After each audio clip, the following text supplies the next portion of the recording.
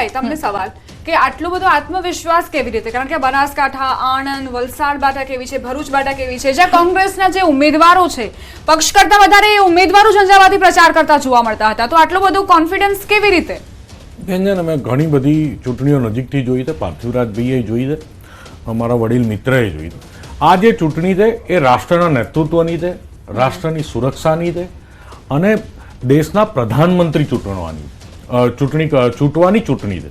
અને ગુજરાતનો મતદાર વર્ષોથી બહુ હોશિયાર રહ્યો છે. ગુજરાતનો મતદાર વર્ષોથી બહુ હોશિયાર રહ્યો છે. ગુજરાતનો મતદાર પેલી જાનમાં વરરાજો જોવે છે.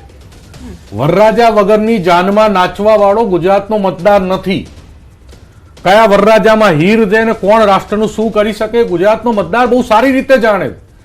જે કોન્ફિડન્સ છે એ નરેન્દ્રભાઈના નેતૃત્વ ઉપર, અમિતભાઈના નેતૃત્વ ઉપર, પાટીલ સાહેબની સંગઠન શક્તિ ઉપર અને જે નરેન્દ્રભાઈએ, અમિતભાઈએ રાષ્ટ્રની સુરક્ષાથી લઈ રાષ્ટ્રના આર્થિક વિકાસ માટે સતત જે છેલ્લા 10 વર્ષ જે કામો કર્યા એ કામો ઉપર મને વિશ્વાસ છે. ઓકે, આપ એમ કહી રહ્યા છો કે ચહેરો મહત્વનો છે. પીએમ નરેન્દ્ર મોદીનો આ ચહેરો ને પીએમ નરેન્દ્ર મોદી પાર્થિવભાઈ કહી પણ ચૂક્યા છે કે ભાઈ તમે વોટ તમારા ઉમેદવારને આપશો પણ એ મને મળવાનું છે કારણ કે દિલ્હીની સત્તા પર મારે બેસવાનું છે. એટલે કે પીએમ નરેન્દ્ર મોદી ત્યાં દિલ્હીની સત્તા પર ફરી એક વખત બિરાજમાન થશે. હેટ્રિક. એટલે સંધ્યાબેન, આમાં શું છે કે ગુજરાત અને દેશના જે મતદારો છે ભોળા છે પણ એ જોવે છે, સમજે છે.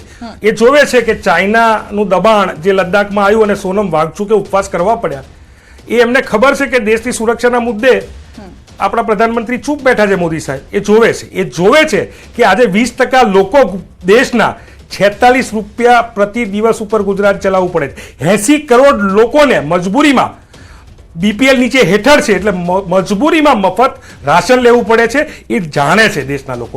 દેશના યુવાનો જાણે છે કે જ્યારે પિતા જૂની જે પરંપરા હતી એમાં આર્મીમાં હોય તે નોકરી પર હોય અને દીકરો આર્મીમાં લાગે ને 4 વર્ષમાં એ દીકરો નોકરી પરથી રિટાયર થઈ જાય પણ બાપાની ફાધરની નોકરી ચાલુ રહે. એ જાણે છે કે આ 4 વર્ષનું યુવાનનું શોષણ એ આ સરકાર કરી રહી છે. એ જાણે છે કે જે આ દેશમાં આર્થિક અસમાનતા છે કે 22 ઉદ્યોગપતિ પાસે 50%થી પણ વધારે મિલકત છે.